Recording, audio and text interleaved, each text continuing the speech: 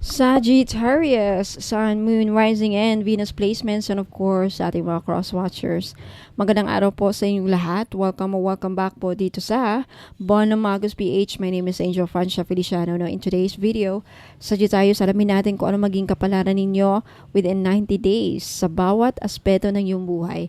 Paalala lang, Sagittarius, sa lahat po ng mga nanonood, cross-watchers, lahat po ng tarot and rune readings ko dito sa YouTube ay general reading lamang.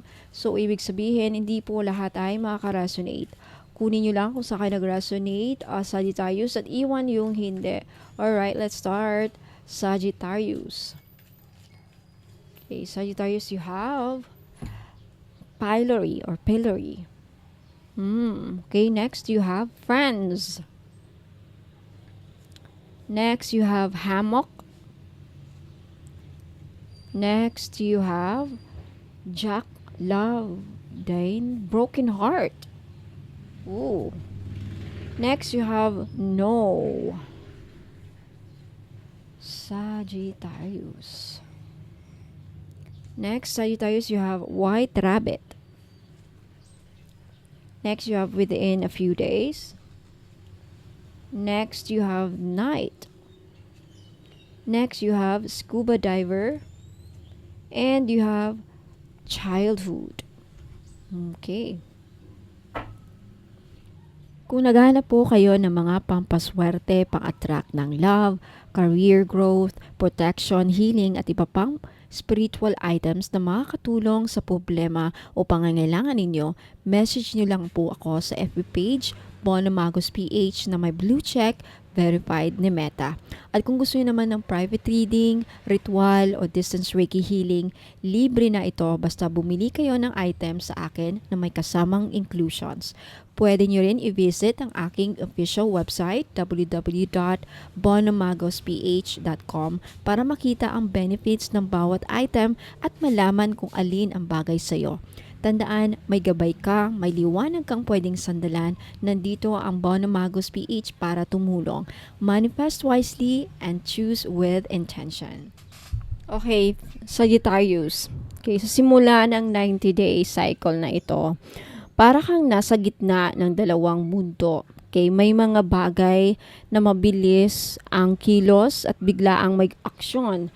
Pero may iba rin na parang hinaharangan ng universe o di pa tinutuloy ng tadhana.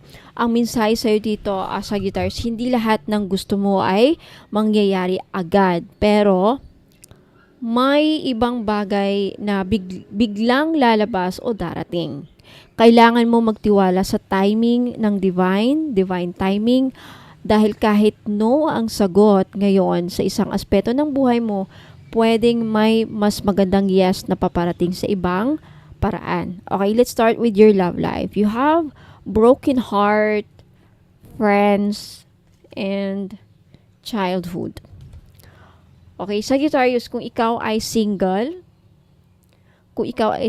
maaring meron kang daladalang sakit mula sa nakaraan, possibly heartbreak, betrayal, or a love na hindi naging totoo. Yung Jack and Diane na baraha ay nagsasabing may interference, sadness, at matinding emotional pain na hindi pa fully healed. Pero, andyan ang friends card. Ibig sabihin, may mga taong genuine na nandyan para suportahan ka. Kaibigan, kapatid, or soul tribe mo. At may childhood card rin na nagsasabing ang healing mo ay makikita sa pagbabalik sa mas simpleng pagmamahal, yung walang expectations, yung masaya lang. Okay? Kung in a relationship ka na ngayon, Sagittarius, may mag-ingat sa third party or outside influence.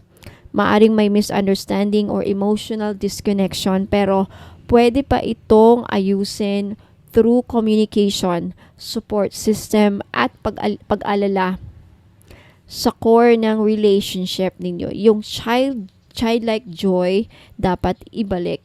Okay, kung may dumating na tao from the past, like ex, childhood crush, old flame, observe mo muna. Okay, Sagittarius, hindi lahat ng bumabalik ay meant to stay. Tandaan nyo yan. Let's move forward sa career and negosyo ninyo. You have pillory and hammock. Okay, sa career o negosyo nyo, Sagittarius, I feel nararamdaman ko na parang may pressure, judgment, or toxic environment dito. Pwedeng may inggitan na mangyayari within your work environment, may chismis, or feeling mo na ikaw ang laging nasisisi or napupuna kahit kahit na wala kang ginagawang masama. Maaari ka ring mapagod emotionally dahil parang paulit-ulit kang napipilitang ipagtanggol ang sarili mo. Kasama ng Pillory card, lumabas ang hamok. Ang katawan at isipan mo ay humihingi ng paghinga. Okay? You're either on the verge of burnout, Sagittarius, or emotionally drained. Kailangan mo ng pause. Kahit sandali lang. Kahit hindi ka robot. Okay?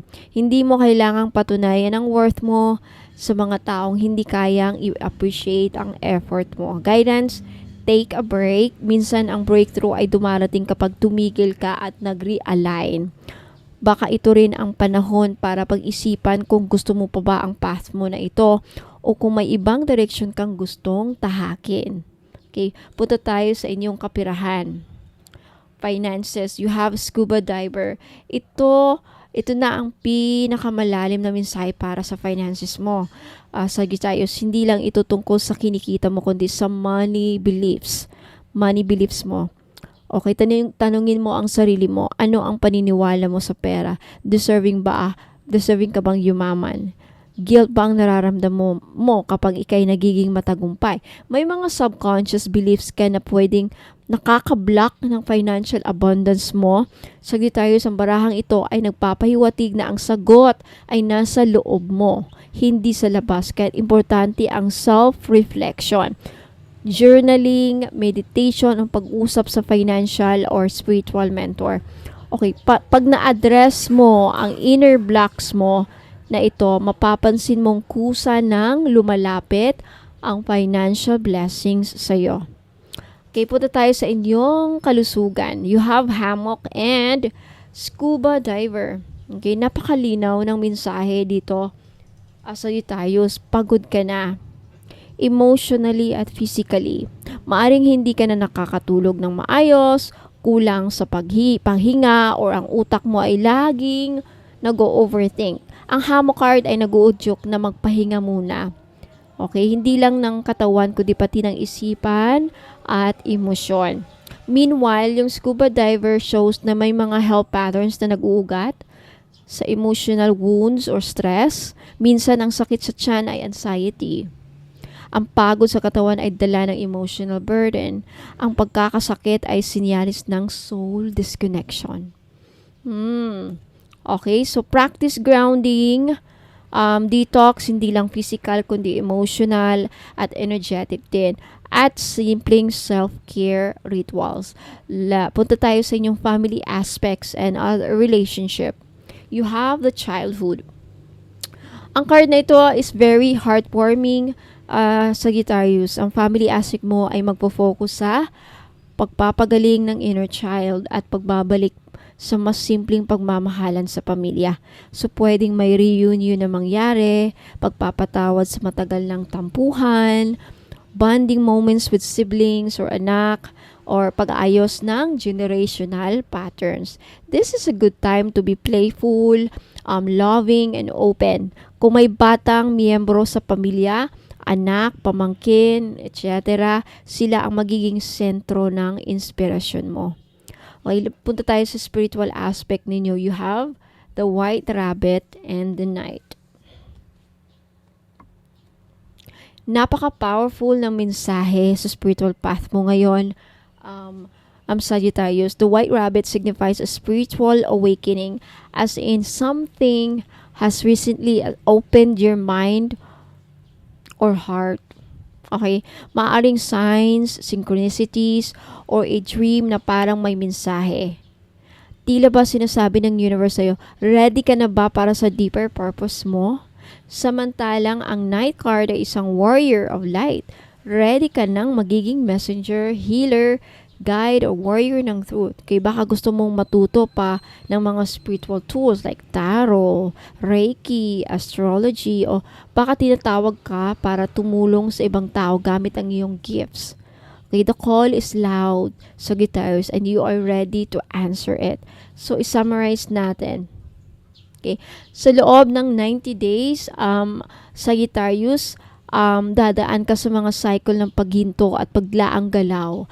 May mga bagay na hindi mo na matutuloy, pero may mga pagkakataon din na sudden breakthrough ang magaganap. Sa pag-ibig, may healing at second chances na mangyayari, pero hindi lahat ng biglaang bumalik ay para ulit sakta ka. Pero gabayan ka ng intuition mo. Okay, sa career at negosyo, pagod ka na, kailangan mo ng break, pero di ka papabayaan ng universe. Makakahanap ka rin ng clarity kung susundin mo ang katawan at isipan mo. Sa pera, may kailangang ayusin sa paniniwala mo tungkol sa abundance. Nasa loob mo ang susi. Sa kalusugan, kailangan mo nang seryosohin ang pahinga. Hindi mo kailangan ma-burnout para lang sabihing productive ka. Sa pamilya, time for healing, bonding, at pagbabalik sa core values. Ang pagmamahal ay simpleng bagay, hindi komplikado. At spiritually, Sagittarius, gising na ang diwa mo. Tinatawag ka ng gampanan ang mission mo at kaya mo yon. You're ready. Okay, now, Sagittarius, sa mga naghanap ng panangga ng kulam, protection, iwas disgrasya, marami pa.